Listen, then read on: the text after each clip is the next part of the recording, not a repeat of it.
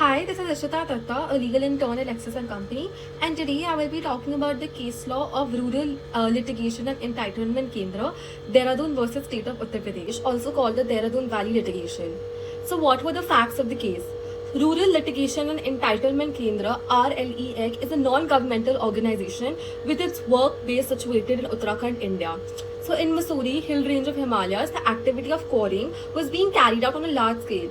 Limestone was extracted by blasting out the hills with dynamite, and this also resulted in cave-ins and slumping because of the mines dug deep into the hillsides.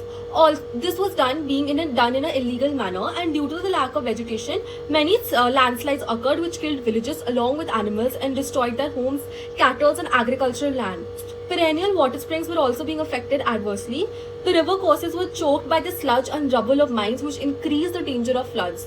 So in 1961, mining was prohibited in the state by the State Minister of Mines, but again mining work started and lease for mining for a period of 20 years was given. This revived the hazardous mining and illegal activities without any safety measures and continuously causing harm to the environment. So in 1982, 18 leases came up for renewal and for the same were rejected by the state government on the grounds of ecological destruction. However, an injunction on this cancellation of lease was granted by the Allahabad High Court, which allowed the applicants to continue mining, giving the reason that ecological factors cannot outweigh the economic benefits. In the year 1983, the Rural Litigation and Entitlement Kendra sent a letter of complaint to the Supreme Court, which was concerning the environmental degradation in the Mussoorie Hills due to excessive mining and quarrying activities and the damages caused to the environment by those activities. The Honorable Supreme Court treated that the application was a petition under Article 32 of the Constitution, and the Supreme Court issued show cause notice to the mine owners, in return of which more than 100 mine owners joined this litigation, and it became more complex. So what were the contentions raised by the petitioner? So it was said mine work is causing large scale pollution in the area, and therefore it requires that it should be stopped immediately. Rural Litigation and Entitlement Kendra pleaded that Article 21 of the Constitution provides right to life and personal liberty, and pollution free environment is also a part of it. So if mining and quarrying continues in that area, then it would affect the environment and lives of people, which would be a violation of Article 21 of the Constitution of India. What were the defendants' contention? It was contended by the defendants, who were the mining operators, that the case should be dismissed by the court and the entire issue should be left to the administrative authorities under the Environment Protection. So the counsel for the miners relied on the statement issued in a case which stated that it is for the government and the nation and not for the courts to decide whether the deposits should be exploited at the cost of ecology and environmental consideration, or the industrial requirements should be otherwise satisfied. Also, it was contended by the mine owners that if mining work is stopped, then they will lose their livelihoods, and this will be a great economic loss to the entire region. So what were the issues raised in the case? So first is whether environmental conservation should be given priority over the economic benefits of the nation, and second was whether the requirement of Forest Conservation Act 1980 applied to the renewal of mining leases or not, which had originally been granted by the Uttar Pradesh government before the act came into force.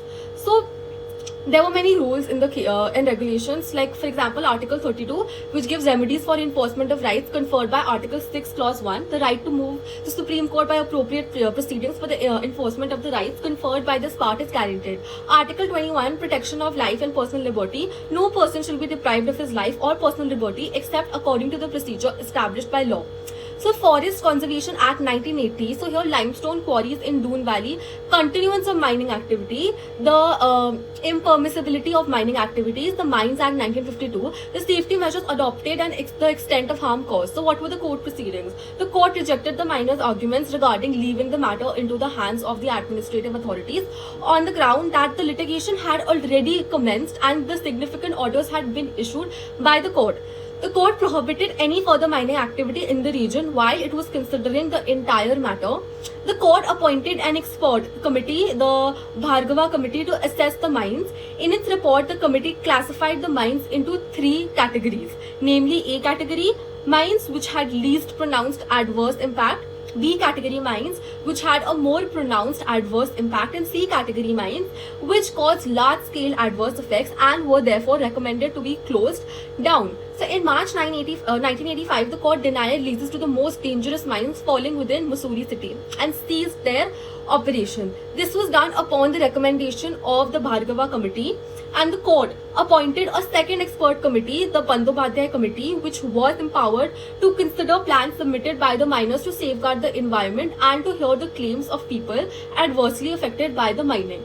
Also, the Uttar Pradesh government was directed to provide all the necessary funds for the Bandyopadhyay Committee, as well as the transport and other facilities for the purpose of enabling them to discharge their functions. The court also reviewed the Bandyopadhyay Committee's report, which was based on ecological considerations, and the central government filed 2 affidavits in the Supreme Court, which were submitted by the Director of the Environment, Forest and Wildlife in the Ministry of the Environment and Forests. So the first affidavit highlighted the extensive use of limestone for industrial operations within Uttar Pradesh, but it lacked a satisfactory analysis of the extent to which national defense industries depended on the limestone. The second affidavit contained all the required evaluation, and it concluded that the continuing of the mining operations in Dehradun, Mussoorie region was not justified on the ground that it is a prime requirement of the defense industries. What was the judgment of the case? The court concluded that if mining activities continue in Dehradun Valley, then it will cause great harm to the environment and will also violate provisions of the Forest Conservation Act 1980. The Supreme Court rejected the first affidavit submitted by the central government, and second affidavit was taken into consideration for further proceedings. The court held that all the mines in Dehradun Valley should remain closed except 3 operations. This question of renewal of mining leases granted to mine owners was resolved by the Supreme Court in the case of Ambika Quarry Works versus State of Gujarat, where the court held that the state government may renew pre-existing mining leases only with the review and approval of the central government as required under the Forest Conservation Act of 1980.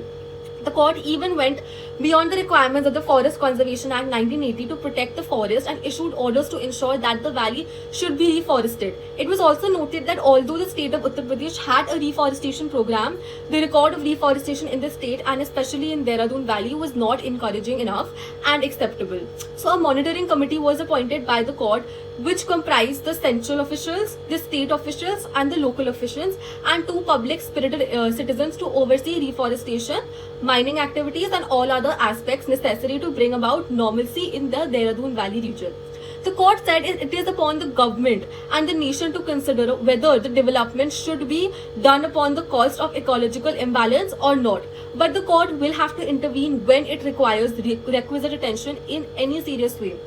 Further, the court also said that the industrial development was necessary for socio-economic growth of the country, but if the industrial growth is to be achieved by haphazard and reckless working of the mines, resulting in loss of life, loss of property and loss of basic amenities like supply of water and creation of ecological imbalance, there may ultimately be no real economic growth and prosperity. It is necessary to strike a proper balance between the two, and appropriate authorities at the time of granting leases should take all these facts into consideration and also provide for adequate safeguards to ensure that growth does not affect the environment and ecological balance. The right to live in a safe and pollution-free environment is a fundamental right under Article 21 of the Constitution, and no one shall be deprived of that. So, showing concern with the welfare of mine operators and laborers left unemployed by closure of the Dehradun Valley operations, the court issued the following directions. First is mine leases whose operations were terminated by the court would be given priority for leases in new areas open to limestone mining. Second is the Eco Task Force of the Central Department of the Environment reclaim and reforest the area damaged by mining, and that workers displaced by the mine closure be given priority for the jobs with the Eco Task Force operations in the region. So, in conclusion, it is a landmark judgment in the history of development of environmental laws and judicial approach in safeguarding the environment. Through the judgment, the Supreme Court has made the government more cautious about matters relating to the environment. So in this case, the right to live in a safe and pollution-free environment got the label of fundamental right, which is a major step in the direction of establishing a healthy environment for all living creatures. So the principle of sustainable development well fits here, and growth and development have equal importance as environment and ecological balance. Development which is achieved by keeping the environment on stake will never be beneficial for the human race.